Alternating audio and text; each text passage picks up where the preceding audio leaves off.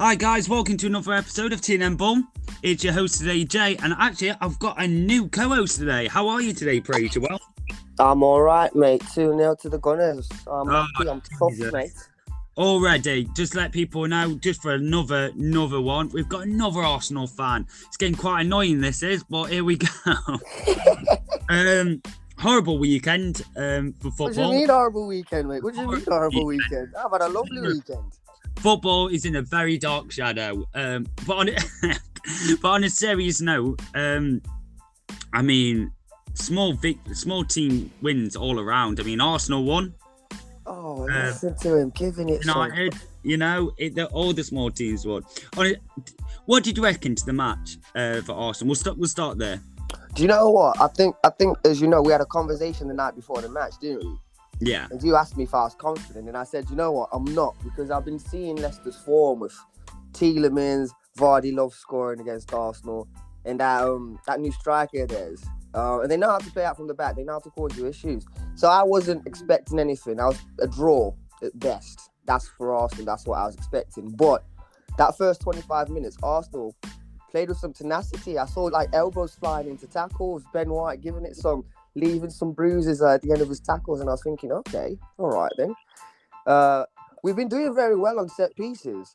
I think we've had 3, 4, maybe 5 goals in the last 8 from set pieces, from corners. Partey scored his first goal from a corner, and then Gabriel scored from the corner. So we're doing well. We're building on our momentum.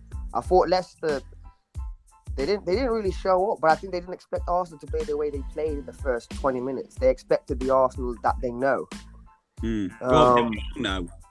And that Arsenal didn't. That Arsenal didn't show up. We actually a solid performance for everyone. Ramsdale, Tommy Asu, I've loved. He's just a revelation down that right, man. He's just, I love him. Emile Smith-Rowe in the middle. It brings a balance to Arsenal, and I love the fact that Lacazette and Aubameyang play together, because I hate when Lacazette's up top, especially when we play 4-2-3-1. He doesn't know what to do, in my opinion. I love Aubameyang, but he needs solid support behind him, because sometimes he does get lazy when he's pressing without the ball. But I was surprised. I was shocked. I even texted you. I was gobsmacked.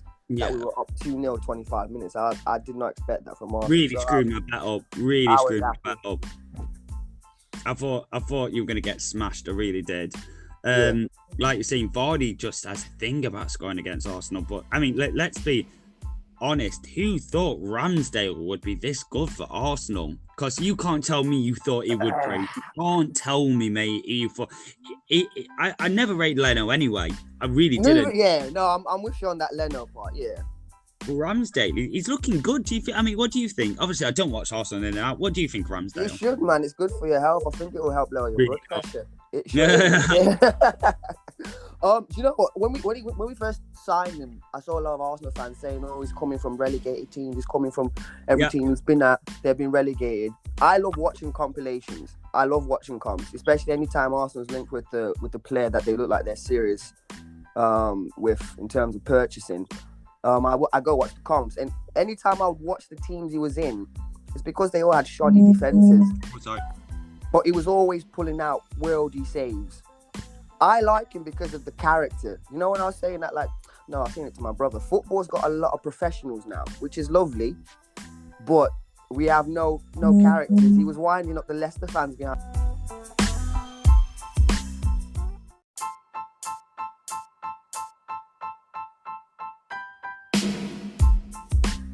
Yeah, I've watched a lot of Ramsdale comps before he moved to Arsenal, and he looked like a competent enough keeper.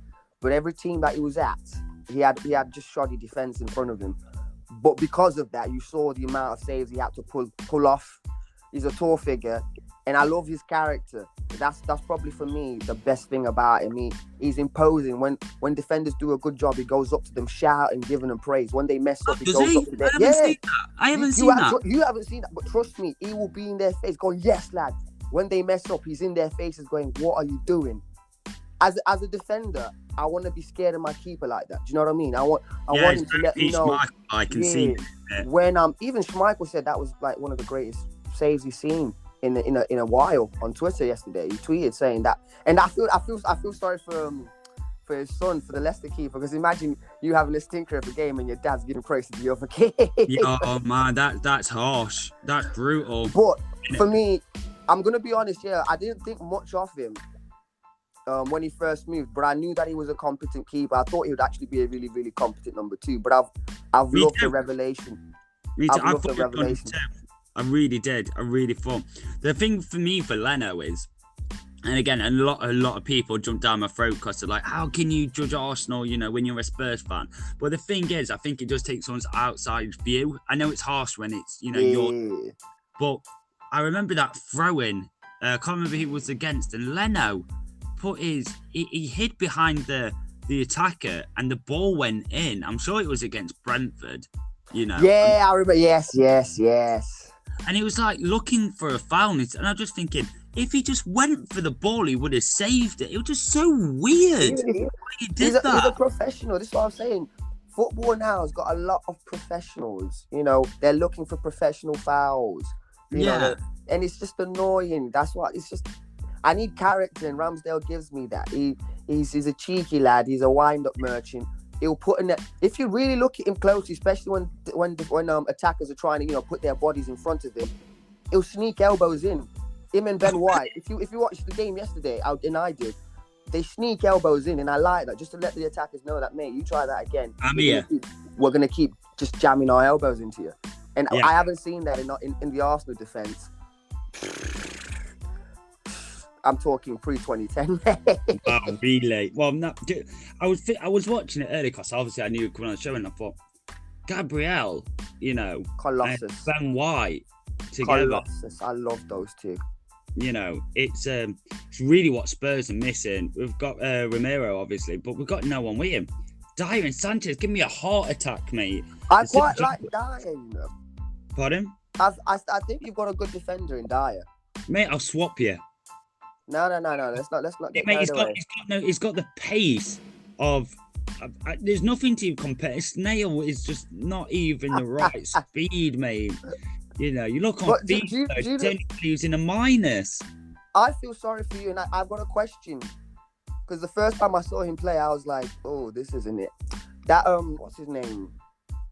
Royals, whatever his name is. No, you're right back. No, don't. Do you know what? I watched yesterday's Spurs match. I watched it, and I think I was commentating. And I was sending you text. Yeah. Anytime I see him play, positionally, he's awkward. Yeah. The way he approaches the ball, I don't know what it is about his body shape. Maybe it's because he's tall. Mm-hmm. He's just very sketchy. That's all I can say. Going forward, offers nothing. Why is he starting? I need to ask you that question. Why is he starting? Right. So basically, what happened is the problem is, right, we had Kyle Walker, okay, and then Kyle Walker obviously come up at we got Kyle Walker at right back, and so this is good, and then we got Trippier once we got rid of Walker, and then we thought we could keep doing it, getting rid of our best right backs and just replace him and it'd be fine. And then once we got rid of Trippier, we got Walker Peters, and then it started going a bit down. We obviously replaced him for Højbjerg, great swap for everyone, and then we got Serge Aurier, that didn't work. Then we got Matt Doherty, for some reason he's not even starting, and then we got eventually Tanganga, which is great, love him, but now he's broken the first team. He seems to be very aggressive, but not in a good way. Yeah. No, and I hear that. And then you've got Royal Emerson, right? And I remember just before he signed, and loads of Arsenal, fans coming up to me going, "Oh, we wanted him. He's a great." And I was like, "Why?" He's a 19-year-old, I believe, who's proven nothing. Oh, because he's come from Barca. People think that he's awesome. He's amazing. He's the next coming. The only reason they sold him is the fact that they need money. They need cash. Yeah, and that's why they sold him. He's an amazing prospect. I'm like, you can't be a prospect in the Prem at this level. You need to be solid. You need to have something amazing. Unless if you're Ronaldo, it's not. The guy is rubbish. I know he's only just started, but like you said, positioning awkward. He gave the ball away so many times. And do you know what? I was watching United, and United were having some joy on that left because you can easily drag him in to play a 1-2 around him. Just having a party, mate. Over and over, and I was like, the way he approaches the attacker is like you've already given the attacker the option to play around you. Yeah. And I was just very, very confused. I don't know why Ndombele didn't start yesterday. Please explain that one to me. You made me giggle yesterday, right? And as soon as you said it, the commentator said it as well, right? Which made me laugh, and they went, I think Nuno just wants to go home. Oh, it's when he took Moura off, yeah? Did you hear the despise from the crowd?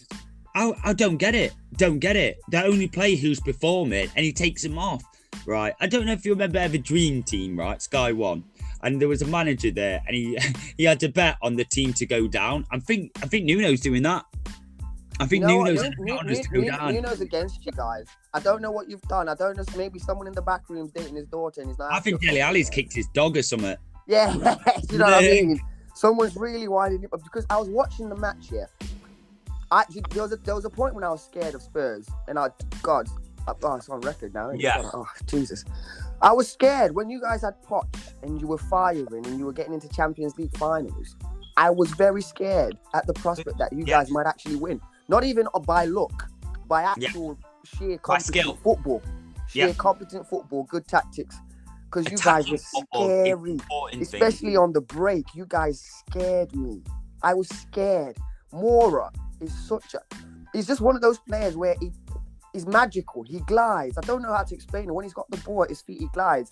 And then he's got the audacity just to shoot. That's what I love about Moura. He will have a crack. And do you know what? Have a solid crack. And most of the time, it's on target. He'll pull out a goal.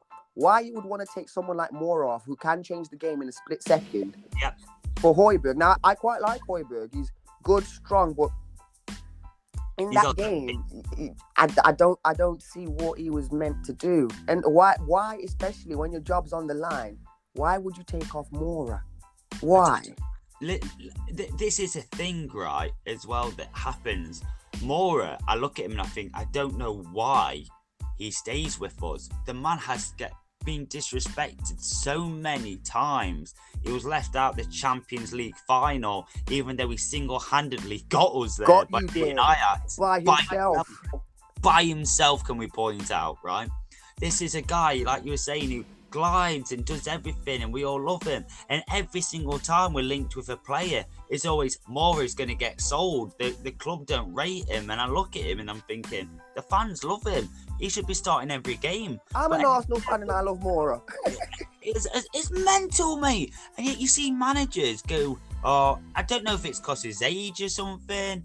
Maybe he doesn't work without the ball. Could that be it? He is a bit lazy, to be fair. He is in that aspect of it. And if he loses the ball, he gets Marty. But there's so many worse players that need Dele Alli. Like I was saying to you before, have you checked your shed praise? Because I think the guy's gone missing for 3 years. I've been putting milk carton adverts out. Going, have you seen him? Dele Alli. I hate that man because he caused Arsenal all sorts of problems especially when he was good. Mate, he hasn't been good for 3 years, and I really think that, well, do you know you guys with Arteta, right? Yeah. Yeah, like you were saying, are you still doing the thing where you get the ball and you just cross it non-stop? Because that's the last time I saw Arsenal, is you getting the ball and they were just crossing it. Cross. And do you know what it is? Yeah, we were so left side biased because Tierney was the only one who was willing to bomb up. Yeah. The thing that I hated at that point was Xhaka.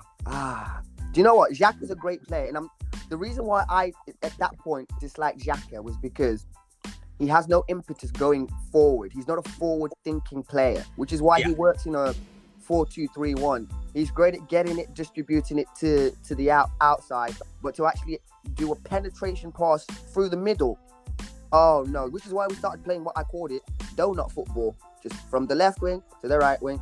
Now, the thing about Arsenal is, why are you trying to put crosses in when we have no one who can head it? Giroud's gone.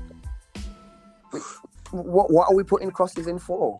I'm going to talk as we didn't talk the other day, right? but we'll do it again. And Aubameyang. Right. And people tell me how amazing Aubameyang and Lacazette are. And just like when people come up to me and go, Dele Alli is amazing. And when you watch your team, you go, they're not. They're really not. Can you tell me how you rate Aubameyang and Lacazette? Currently, do you know what? Oh. I'm a big.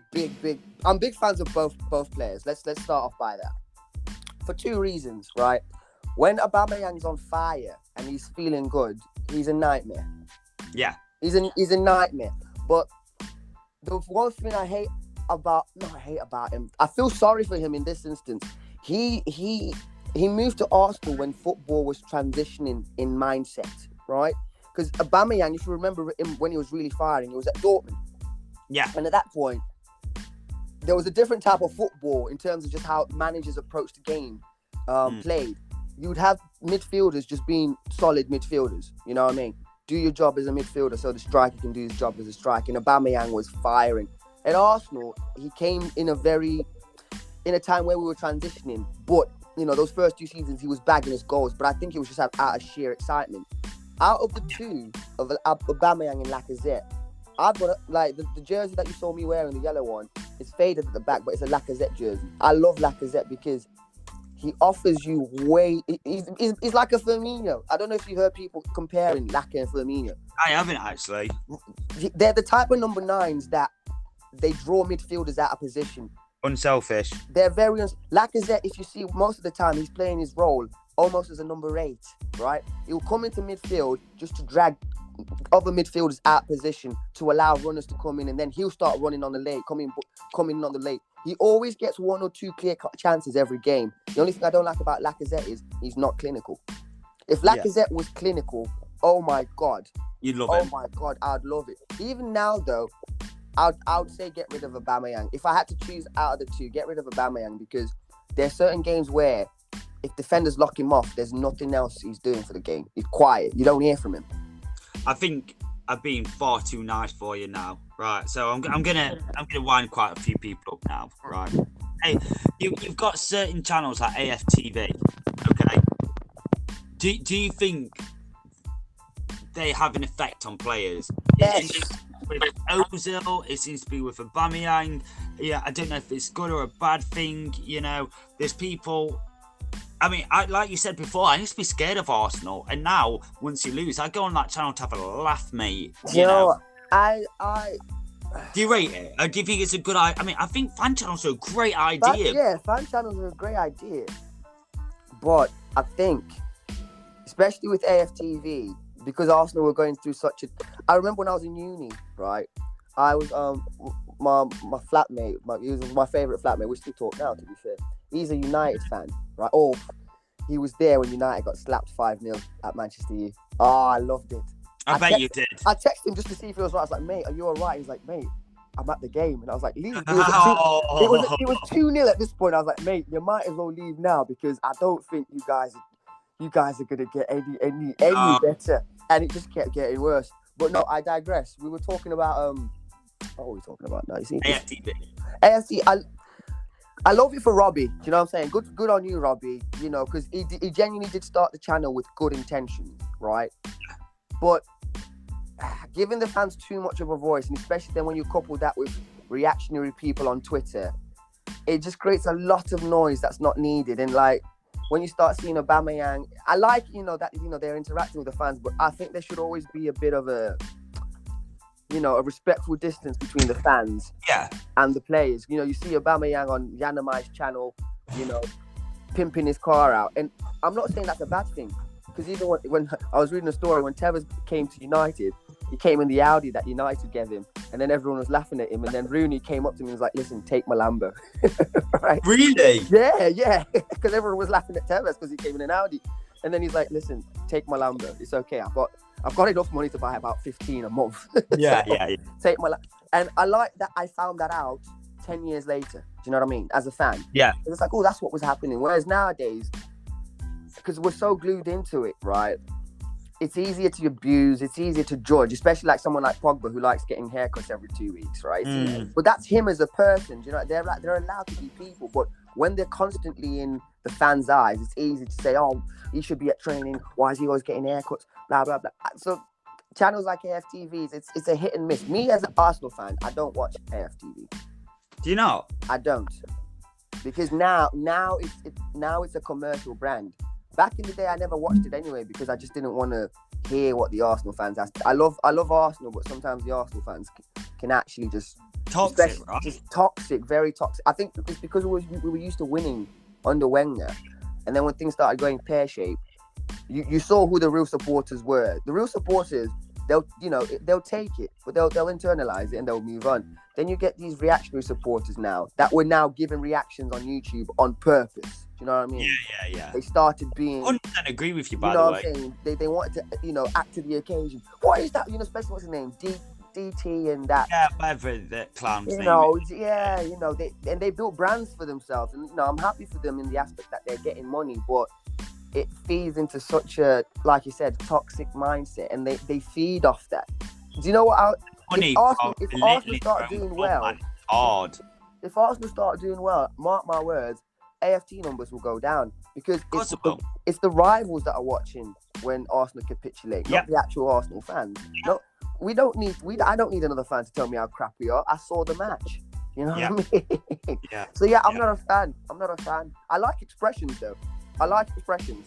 I love expressions, mate. I love him. And I tell you something, bro. Some of his put downs are the funniest thing. Class A, don't say the rest. Harry Kane, But I think it works because he's alone. Do you know what I mean? He's a lone voice.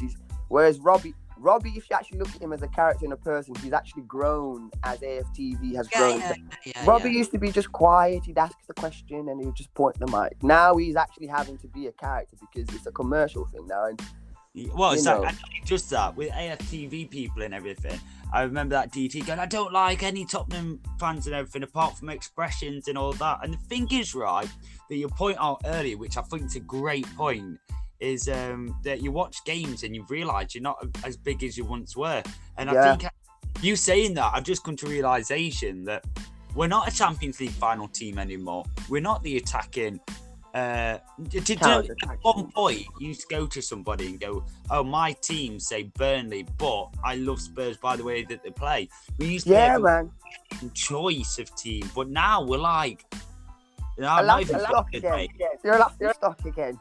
Yeah, we are a joke. It's one of them things of going, "Oh, who needs a win away? Oh, we're against Spurs. Oh, that's it. 3 points in the bag." When you guys had Poch, you were scary, man. We need to get over the days of Poch like you do with Wenger even. Yes, that's but you know what? How do you guys do that? Because one thing about how do we both do it? Well, the thing is about Arsenal is they I don't want to say too much because in the past I've got too excited too early with Arsenal. Do it.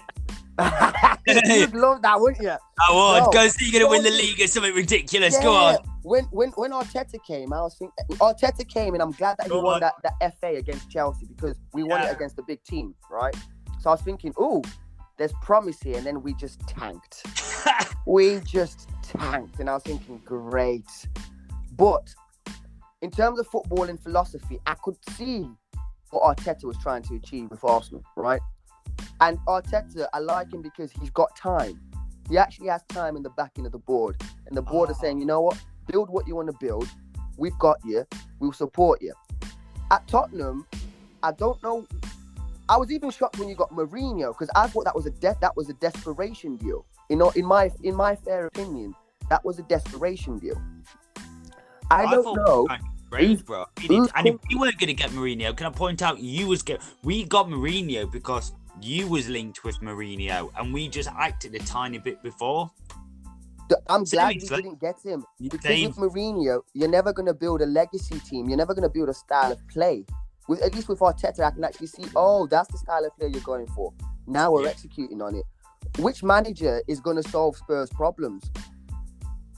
Yeah, so funny enough, my own missus, who doesn't watch football, said, do you know what? The managers keep getting sacked, but the players need to get sacked. And I was like, these players single-handedly have sacked managers. Yeah. You know, Dele Alli, everybody else, they sacked Poch. There was no one else but it was them who sacked it. And ever since Poch is gone, we need to stop living in them days of Poch. We're not that team. We are literally a team that finished 6th or 7th now. That's us. You know, at the start of the season, we beat our own record by winning the Prem in August. You know, and from that point, I just don't know where. What do? Do you do? And the thing is, with Arsenal as well, right? Do you go down the thing of going? It's a long-term project because we won this weekend. It has to be for me, man. If you lost this weekend, I promise you'd be thinking, we need to get rid of Arteta. Same with Ole Gunnar Solskjaer, right? I remember people going, we need Arteta to have as much time as Ollie did because he's rebuilt the side and everything. And then next weekend it'll be like Ollie out, this one in, Ollie's in. You're thinking, is that us being fickle as football fans, or no, is it no stability anymore? Because if you remember when Ole came into the play and Arteta came into play, Lampard came into the play as well. All them young managers, yeah. Yeah, people were pitting up, the three against each other. For me, Chelsea should have let go Lampard, in my opinion. I think they should have genuinely stuck with him because he understands football. The reason why Nuno isn't doing well is he doesn't understand football at this level. At Wolverhampton, he did because he understood that sometimes it's squeaky bum time with Wolves. Do you know what I mean? I used to work in Birmingham when Nuno was doing things for Wolves, and when I tell you the whole of Wolves loved Nuno, right? I'd see cars with Nuno's face stickers on him, and I was thinking, really? No, I'm not lying to you.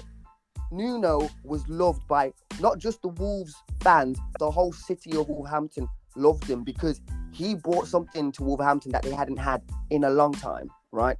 Yeah. Which was a consistent style of play. But I was saying to you, it's because he had the players that he wanted. Do you know what I mean? It was a very Portuguese contingent, Hispanic contingent. Do you know what I'm saying? Yeah. Which I'm sure he would have worked with. Now, at the level of Tottenham, right, where you don't have really much of a say in what you want. You know, even Mourinho, I don't think he had a big say in the players that he had because the players that he brought in were very underwhelming. I was like, look, with the money that Tottenham has, changed now, mate. Look, you have watch Match of the Day, right? And at the end of it, it'll say head coach or manager. Two massive different things now. You have people, right, where say Brian the Clough, he'd go on teletext. So there's a massive story on it. Go on teletext, and he saw someone put a bid in, and he goes, "Do you know him?" Yeah, he bought him there and then. Yeah, Brian Clough. Now, Arteta, if he sees it, he can only suggest it to the board. The board just like Edgy, mate. Please, can we sign him? I really like him, and I'm thinking, Jesus Christ. Like football's become too professional now. Let the manager be the manager. Can't. It's not manager. The head coaches. They're in charge of training, basically. That's it. It's every bit of the football club is now being departmentalized, So you have one person doing your sponsors, you have one person doing media, you have one person doing your transfers, one person doing technical, analysis. Like it's way too a committee to get transferred. Have you heard yourself? So Arteta has got to work with a squad that he didn't even pick. I'm sure he has some input of it. He is, yeah, definitely. But the thing is, because obviously, I like reading. I think you're gonna learn that about me, which is why I don't like talking based on just emotion, right? Because I think that's one of the stupid, even as a football fan, it's one of the silliest things you can do because you make yourself look like a mug. Just talking out of sheer passion sometimes. It's just okay, but what are the facts? And I was reading about Arsenal's backroom and Charles Watts is someone that I follow for Arsenal, especially. I think he's a good reporter. He's not like AFTV. If anyone's listening to this and they're sick and tired of AFTV, please go and subscribe to Charles Watts, right?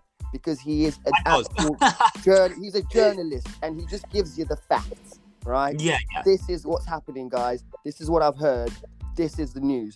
And he said that Arteta has gained the respect of the back room, right? And I like that because I feel like if it keeps going the way it is, he's going to eventually, over time, have the say to be like, let's sign him, and it's not an issue. Do you know what I mean? let's sign him and start it. But I think because he was young, if I owned Arsenal, I would have put a committee for signings because I'm like, how much can I really trust him? But I think now he's got a team that he likes, because he doesn't pick teams really on character. He picks them on the quality that they need to have. Like if you look at the Arsenal overhaul, everyone's under 25. You know what I'm saying? Not big names. You know, look at Ramsdale, Tomiyasu, Tierney, Samuel Nkonga, Tavares. These aren't big names, but they fit the specification that Arteta said. I don't care which players you get, they have to meet these specifications. And look at the pitch. Look at the dynamic on the. I love that he's gone to a 4-4-2 now, because I really hated the 4-2-3-1 with my life. Oh, I hated that formation. Well, can I ask you a question? Yeah. In regard of obviously Arsenal and everything. Now, do you know, with the backroom staff and everything as well, and the whole aspect of bringing them together, do you think I mean, there's a massive resale value as well, can we point out? So, but what's happening with Willian as well? Well, I mean, is he going? Because that's a lot of transfer money, and the owners of Arsenal as well. I mean, we can do these for hours, but I'm trying to cut these questions short so we can move on. But quickly, what with players trying to bring the age of the overall squad down, which is a great idea, very for it. Worked for Spurs and Poch, obviously, but Willian, was that Arteta? Was that somebody else? Was it just because he was free? Yeah, I'm gonna hold my hands up. When we signed Willian, I was happy, right? I was happy because anytime that I remember him playing, I'm like, oh, Willian's good. Now my little brother's an avid Chelsea fan. When I say that, I'm like, sorry about that. No, it's all right, man. Avid Chelsea fan, and my mom's a Liverpool fan, so our household is very loving. Christmas must be amazing. Oh, mate, do you know what? But we all respect each other's teams, and we'll laugh equally, which is what I love. But with Willian, I thought we were getting a decent player, and my little brother looked at me, and he didn't even say it in a nasty way, right? He was like, "Praise, Willian will perform for one game, and then for 10 games straight, he'll be as useful as a chocolate teapot." And I was looking at him and I was like, "Oh, you're giving." He's like, "Praise, I'm telling you, mate, I'm so glad we're getting rid of this guy." We signed him on big wages, and on his first game, I looked at my little brother. I was like, "You're chatting absolute nonsense, mate. What you're saying, Willian's great." And then he looked at me. He's like, "Just wait for it. Just wait for it, mate." I think that was another panic buy. I think that was a gaffer. I call them gaffer tape buys, where it's like, let's buy someone who's Prem experienced because. For that, but Guendouzi's attitude, I think it's because he won European, obviously the young boy of Europe. You know that award, which is either a blessing or a curse. What do you think to Guendouzi? I think if you really want to see what the issue with Arsenal and Guendouzi was look at the relationship between Guendouzi and Unai Emery, right? Good point. Unai Emery, you can just. My little brother used to laugh at him because he was like, Unai just looks like a sleazy bastard. And I was like, he doesn't like he's done some dark stuff. Yeah, you know what I mean? But he's got, and that's what I was kind of speaking to you of, like, in football, if you want to win, you need that, Mourinho shithousery. You need to be just a bit of a dick, And if you look at Guendouzi and Emery, they got along because they respected each other's kind of egos. Do you know what I mean? Yes. So with someone like Guendouzi, you don't want to tame that ego, right? You want to kind of have like an understanding of, like, listen, I know what you're about, but this is what I need from you. And I don't think, because if you remember when Arteta came with this very authoritarian, they have to play the style. These are the non-negotiables. If you can't do the non-negotiables, then you don't play, right? Yes. And one of the non-negotiables was, you do as I'm telling you, because I need to fix this boat, right? And Guendouzi, he's not one of those ones. You have to let him play, because in terms of talent, that kid is world class. I'm not kidding you. That kid there, in 10 years, should he really take his career seriously, as I hope he is, he's going to be playing for France for years to come. He's going to be playing top league football for years to come, because technically, he's great and he hates losing. I love players that hate losing. Yeah, me too. But at Arsenal at the time, they weren't looking to hone egos. They were just looking, like I said, they weren't professionals. If you look at Sambi Lokonga, who's kind of come to replace him, he's the Belgian, I think he was, not the Belgian captain, but he's in the Belgian first team, and the team that we bought him from, he was the captain at 23, right? Yeah. Because he's a great professional. Absolutely great lad, great professional, will do as he's told and he'll execute. Lokonga he doesn't have the flair of Guendouzi, nor does he have as big of a heart to want to just be just a prick on the field. Yeah. Well, but if you look at him, he's very good professionally. You know, he takes the directions from the gaff and he executes. And I think that's what the difference in like managing styles between Unai and Arteta, and which is why I think pivotally Guendouzi didn't work with Arteta.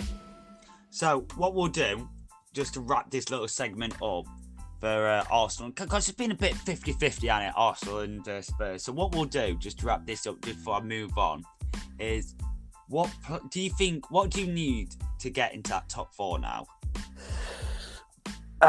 Right. I've got coaching staff. No. Because do you know what I liked about Arsenal? They got rid of all the legacy coaching staff. Yeah, well, that's what United suffer from. Yeah, the Steve Bolds and the likes of them. They just got, thank you for your service, but we're moving on now. Do you know what I mean? And I think the backroom staff, I'm okay with. The backroom staff, I'm actually very happy with. I'm very happy with the backroom staff at the moment. What needs to change now is, as much as I love him, Aubameyang, you need to go, mate. Ooh, that's a big shout. The reason why I say that is because I was screaming for that Edward that came from Celtic. What about Martinelli? Do you know what it is about Martinelli? He needs to go out on loan. Do you reckon?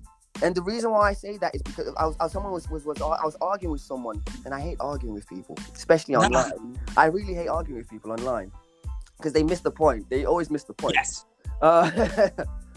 If you look at our Arsenal youth, right, the one player that Arsenal fans were crying out for more than Martinelli was William Saliba, the centre-back, right? And at the start of the season, the board decided to send him off to Marseille to play on loan.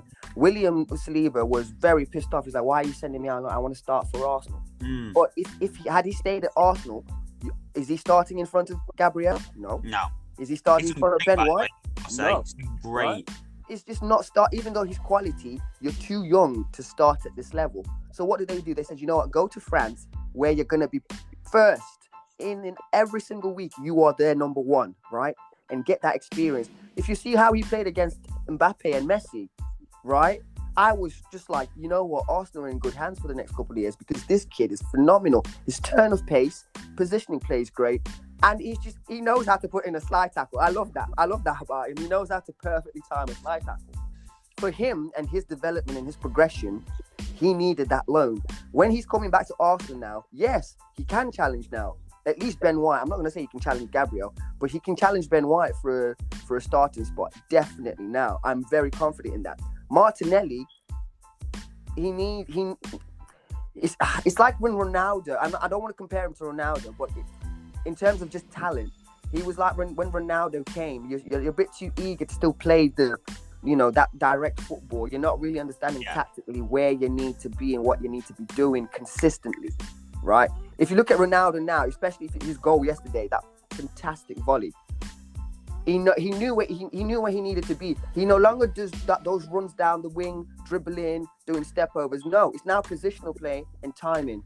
Because that's what you are. That's what you essentially want to be if you want to be a good striker, a good striker that comes in and plays off. Martinelli needs to go out on loan. So does Balogun, but we shouldn't sell those two. And you think they'll get in the top four? They'll definitely help us solidify the charge to the top four. I think maybe when we get to a place where now we're kind of consistently pushing for fifth, it's going to be the one signing. You know that one odd signing that just changes everything. But I think that one signing needs to be a complete striker, because that's one thing Arsenal's lacked for a while. A complete striker, a striker that can poach, a striker that can shoot from range, a striker that can head the ball, because Arsenal have the players besides the striker to facilitate chances for a good striker. And I wanted that Edward from Celtic. but I think who got him? Was it who got that Edward from Celtic? Who got him? It's a Prem team, was it? It's not Leicester. Leicester didn't get him. I say Everton. Yeah, he went to Everton and he scored against us. I think he did score. No, he's Everton. I don't know where he went, but I remember watching his reels and I was like, this is a complete strike. He's not the finished product, and that's another thing. Arsenal shouldn't go for finished products.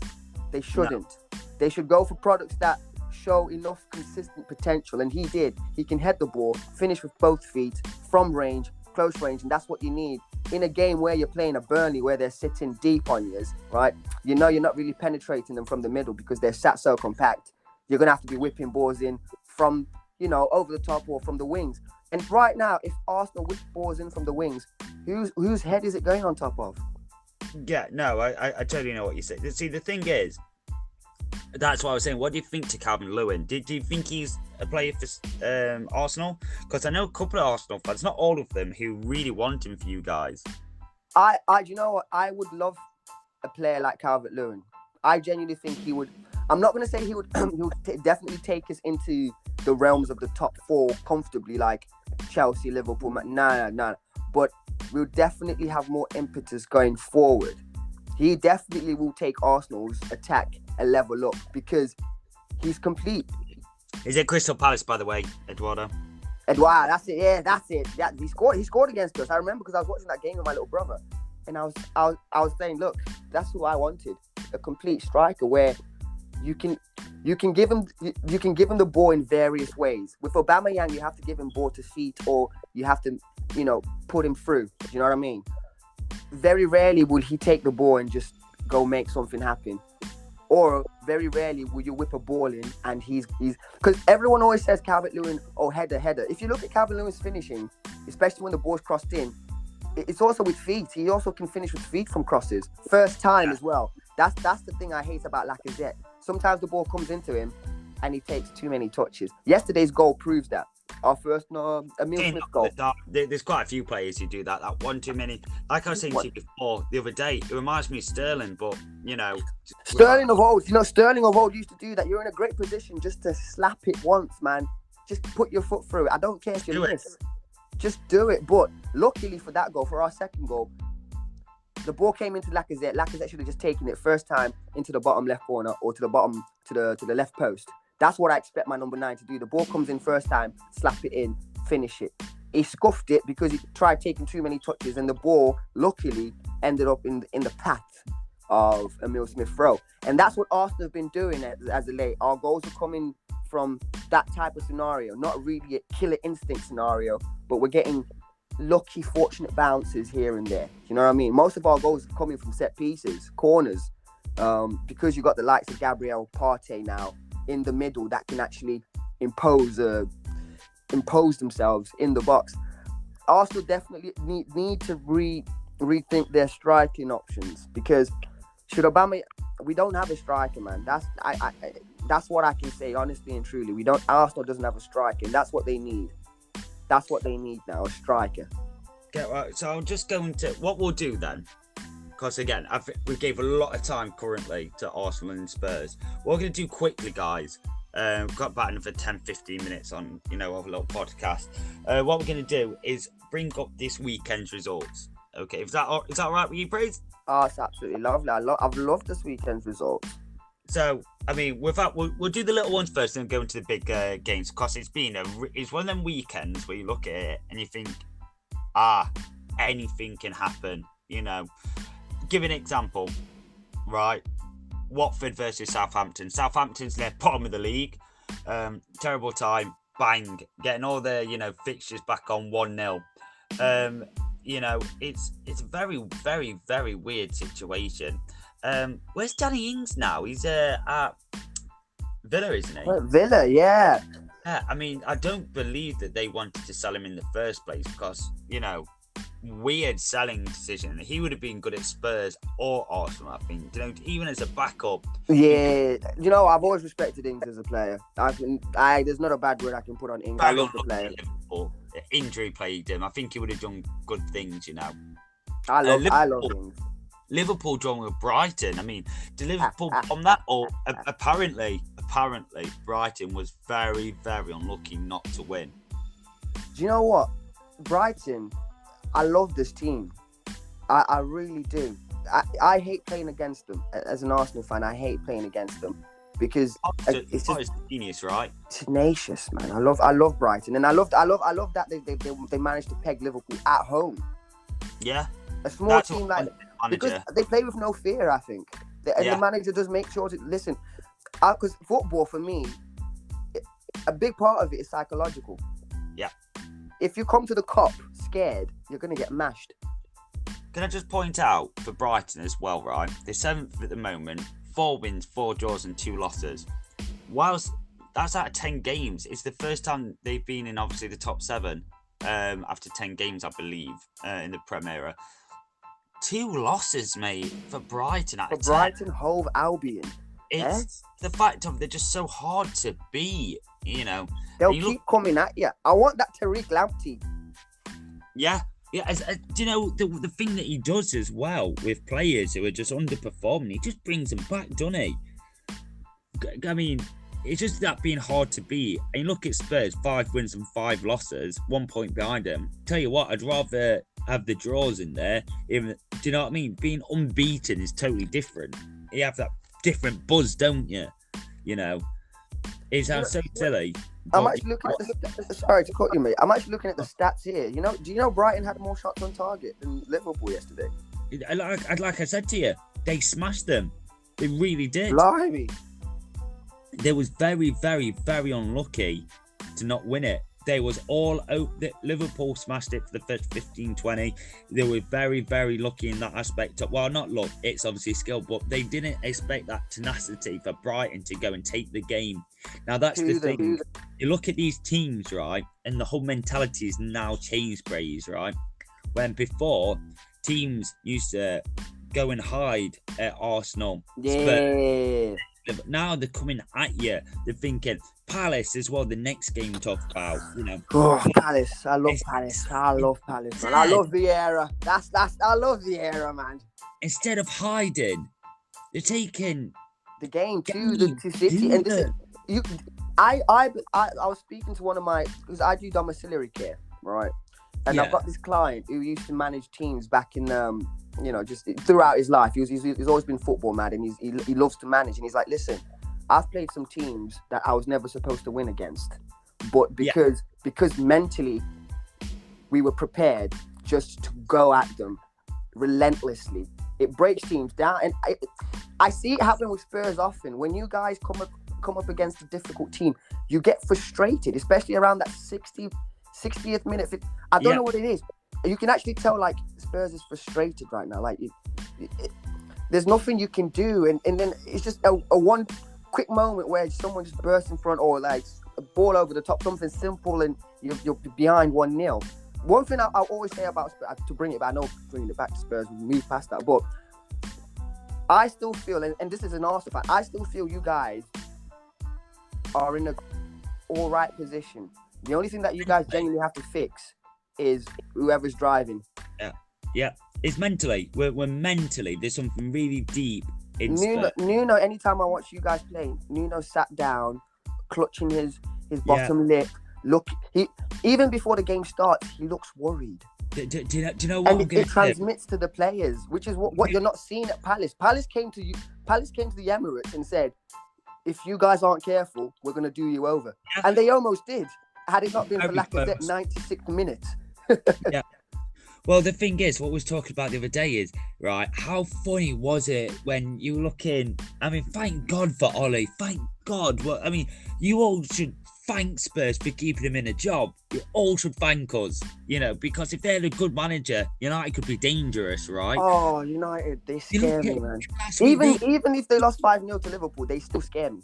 5-0 United, right? The fact is, and we were saying the other day, the pictures of Alex Ferguson, right, looking beyond sad, and Kenny Dalglish having the party and laughing and giggling. Loved it. Do you know, that is the best piece of telly I've seen in a while, man. Mate, when they zoomed into Ollie and he had that face on him where it's like, oh, mate, don't cry, right? But, you know, we'll do a whole segment on this, right? But just the last bit, and this isn't my idea, this is praises, right? And you are totally right. They need to get the dark arts back, United. The dark arts of football need to come back to football. All-time hairdryer. And look, I know people say it's not right, but I think Conte would really do that for them. You know what? Conte at United makes sense. Because do you know what? Conte's got one of those faces, even like before the game starts, you're scared. Do you know what I mean? Like, he's just got one of those faces where it's like, if I was playing for him, I'd be scared to fuck up. If I'm playing against him, I'm thinking he looks like he's drilled his team properly. Yeah. It all starts from the manager. Done it. But talking about crazy things from yesterday, Burnley scoring 3 against Brentford. I didn't see that coming. I really didn't see that coming, Sean Dyche, right? I was Legend really worried about his position. People say don't be. You're looking at that table. Burnley, 4 points or 3, I believe they had. They should have had 4, Burnley. Didn't they get one disallowed? Yeah, but they're on 7 points now. They're 10 games, If they lost yesterday, they've been on 4 points after 10. You're looking at Leeds. Whilst, today's a big game for them against Norwich, and you're looking at it and you're thinking, if Norwich they should take that game, Leeds. Norwich need to win. They need to. I don't know how long he'll stay in that job, but if Leeds could be in a struggling position, people know how they play now at the top level. They will just keep attacking. And that's a dangerous way. When teams come up and they refuse to change their way, it works one of 2 ways. It goes well, like Brentford, or it goes... Yeah, absolutely tips up. There's no middle ground, is there? But what are your thoughts on Bielsa? This is the issue, because he's imposed himself and the style of play on Leeds so much that should he leave, they're going back down. Because who can come in and maintain the mentality that Bielsa had, but also build on it? Well, you have to write the season off, don't you? You have to write it. The thing is with Patrick Vieira, I'll be honest, when he first started at Crystal Palace, I said he doesn't know what he's doing. He will lose the whole dressing room. He'll be the first manager that's sacked. How wrong could somebody be? That not only has he changed the whole style of play with Palace from Hodgson's, they wanted more attacking, exciting football, but I didn't think it could be done. No, do you know what it is I think about Hodgson? Go on. I've got to put respect. Hodgson has my respect, definitely. Zaha, they interviewed Zaha, I think it was yesterday, after their win yesterday, and they were saying, what's the difference between, Hodge and Vieira? And Zaha was very clever in the way he answered, quite political, because he said, you know what, under Roy, we played so well, but it's a situation where we weren't creating chances. We were working off what we could. Yeah. Right? If you see them yesterday against City, especially when Zaha got brought down, who was it that literally bear hugged Zaha? I was just about RKO did it was Laporta. Yeah. I was like, the reason why that had to happen was because you knew Zaha was through. But it's like, and Vieira's made the subtlest of changes. For me, the subtle changes have been in, I think, the instructions he's given to his players, and he's just allowing them a bit more freedom to attack, but they're now attacking knowing what they're doing, if that makes sense. Yeah, no. If you look at Leicester when they attack, I think they've just got set triggers. As soon as someone's got, especially Iheanacho, as soon as Iheanacho gets the ball comes out to Iheanacho, they've got confidence that he's going to win that first ball, or at least do something so that second ball, that bounce on, is going to Madders or is going to a runner on the wing. Yeah. They now know, in terms of going forward, what they want to achieve and how they want to achieve it. I don't know what it is that Vieira is doing, but I pray that it continues, because I'm loving seeing Palace play to their actual potential, because they've got some scary players, not just Zaha. Have they still got Townsend? Mate, no, he's gone somewhere else because he scored a worldie the other day. But the thing I love Townsend. He's making Benteke look like a boss. Benteke's always been a boss. Leave him alone. Benteke's always been a boss, man. Leave Benteke alone. Bit of a... But the Conor Gallagher from Chelsea, what a player. He's going to be one for the future, mate. He is. What a player! I didn't know Palace got Will Hughes as well. Did you know that? From Derby? Well, from Watford, it wasn't Derby. Have they? Yeah. When did they get him? I don't know. Just been some really underhanded, signings as well. I didn't even know that. They've got Nathan Clark. They got told, right, Hodgson, whilst he's kept stability and kept them up, right, the average age of that squad was old. Didn't they got rid of like 12 players in the summer, hence why the start of the season was such a struggle for Palace. Yeah. So not only is it ridiculously younger, you're going, that stability, that could easily have bombed Palace alone. You're making a whole thing. But going from stability to, you know what, we're going to go for it. It's worked a treat for them. I really do. Talk about changing my mind. He's done great. Whilst we're still on the subject of Crystal Palace, I think someone that I really want to shout out purely because even when we played against them, I was thinking that's a solid player. Is Guaita, their keeper. Yeah. Solid. Yeah. Solid shot stopper. And he can distribute the ball well as well. I like Guaita. I like, sometimes, it's difficult for a goalkeeper to catch your attention for the good things, Certain ones catch your attention for the bad things. I don't know if you remember Gomez. That you just look at him, you're like, you're going to do something daft. And he always did something daft. But I really like Guaita. They've always had this is the thing about Crystal Palace. They've always had a good basis to build on. They just never have done. Yeah, but there used to be a yo-yo team, didn't they?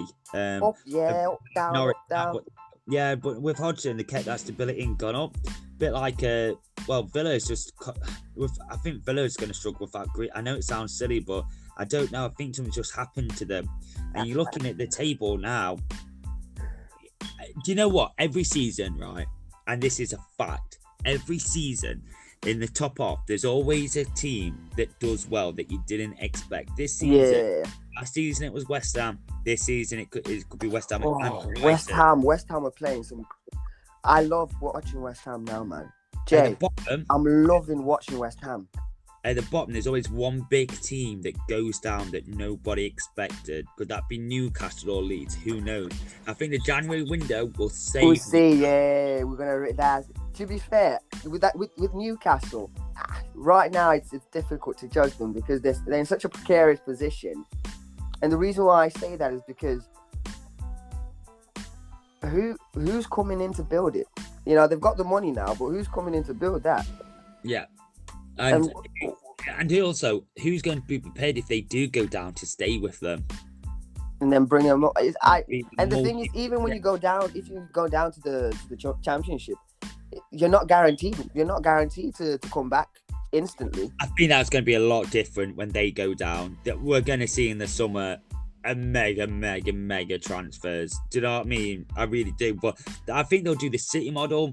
I did talk to this on a previous podcast. I do think that they will get one or two really important signings like City. Because City was, when they took over, they was exactly the same position. They bought Craig Bellamy and Wayne Bridge. Oh, what a player, Craig Bellamy. And I think that they need to get that whole aspect of shithousery back. They need a Craig Bellamy. Yeah. Jolin ain't the guy, You need to get someone like a Suarez in there. Just someone flash you in, happy to come for the pay, all that. I don't know if Suarez is that player, but someone like that. Right, just for that, this up praise, have you got anything that you want to bring up just before we go? No. Who are you guys playing next? Probably what I want to ask. I mean, to be honest, as well, I'm going to raise this for another segment, guys, okay? But the main thing is and again, this isn't my praise and topic of just talking about Arsenal and, Tottenham. It's just introducing praise. That's what I should really state it. But yeah, we're getting to that. I can't pronounce it. Vitesse. Again, in the Europa Conference League. Again, that'd be a whole thing we can talk about. But yeah, we get to Everton next in the Prem, which again, I think that's going to be a way. I think we might make something. It depends. You might. Everton right now. They started well. No, last season I liked them last season because they got rid of Rodriguez, isn't it, James? Yeah, he's gone to Qatar because Rafa didn't. He's a lazy player. He was a lazy player. Yeah, that's what you got to like. But I mean, he would have been great at Spurs. Rafa really would have been. But after Everton, we've got a really good run. We've got Leeds, we've got Burnley, we've got Brentford, Norwich. I say get rid of Nuno before that run. Well, that do you know what I was thinking? It's weird that you say that. I was thinking if we get rid of Nuno, right? That is because you can't play attacking football, counter-attacking, against them teams. You need to be on the front foot. And while we beat City, because they're coming for you and they play into our tactics, right? That's why we always do a job over City. But if you're against someone like Arsenal, if you're against someone like, Burnley, for instance, they don't want to attack you in the way that City do. They want to play, down the wings and everything. And it's so hard to counteract a team that do that kind of, football.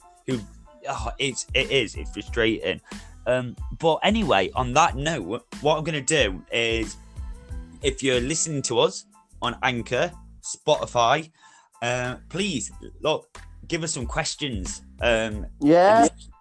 Also, guys, this is the main thing as well, please, right? For people, we really need you to subscribe. Also, comment down below some questions for us. Tell us what you want us to talk about. Praise is kind of game for everything, I believe. To see him on weekends, all that kind of attitude. But seriously, mate, thanks for joining us. Pleasure, man. Pleasure to be here. Thank you for inviting me on, man. More than welcome. Hopefully we'll see you next week, right? Yeah, man. Bring it on, man. Exactly. Our local new correspondents, Praise, man, all on it. But hopefully we can get rid of these Arsenal fans, listeners. They're just non-stop. Do you know what? Round Derby, you guys seem to be everywhere. It's so ridiculous. Do you know what's interesting about Arsenal fans? You're very right about in Derby that there are a lot of Arsenal fans, but you will only ever, and I know this for a fact because I've witnessed it, and I know what Arsenal fans are like. You'll only see us when we're doing well. When Arsenal aren't doing well, you will not even see a single Arsenal jersey around Derby. So long as we're picking up steam, that's when the jerseys come out, mate. Yeah, but the thing is, right, I can beat that. What about United and Liverpool fans? The Liverpool fans are worse, mate. You know what? I really dislike. Out of the Liverpool and United fans, I dislike United fans because they're the ones that need the most humbling. Because Liverpool fans, they were humbled. How long did they go without winning anything? Seventh, coming eighth, coming seventh, coming eighth. Then that Gerrard situation happened where he slipped and was it Demba Ba? Do you know what I mean? So I respect Liverpool fans. They deserve the success they have now, right? That I'm never going to take anything away from Liverpool. Great team, great players, great manager. I just, they're coming towards the end of their era. So it's going to be very interesting to see how they continue. Do you know what I'm saying? Because Salah probably got 2-3 seasons left. Mane as well. These guys, they're getting older, so they're coming to the decline. So I want to see if they will still stay, consistent. But United fans, you guys, you just need humbling. Mate, the thing is as well, like I was saying before I wrap this up, you ruined my childhood. You ruined it, winning things left, right, and centre. You ruined it for yourself, man. You chose Spurs as a team. Ruined my childhood, Arsenal did. Winning, celebrating, World Tour, destroying my childhood with his knee slide. Oh, it was horrible. But yeah, guys, remember to subscribe, comment, guys, share, all that, Praise. Thank you for coming on, brother. Seriously, it means a lot. Man. Great. I've loved the time. I love chatting to you, man. Honestly, on to the next one if we can, man. Next weekend, I'll be here for it. Not if can, when. That's it. What we're going to do is, once obviously we get this comments and everything out, we're going to pick a day and we'll get these out regularly because that's my fault, guys. I've been doing these odd bits and all, before this. Man. Yeah, exactly. Screw you, Breeze. But honestly, depression gets to him, guys. Just bear with him. This whole thing of releasing one and going, I think I might do one in another 2 months. We'll get that out of the way. We'll do a regular segment. Thanks very much. Peace out, guys, and have a great weekend. Nice.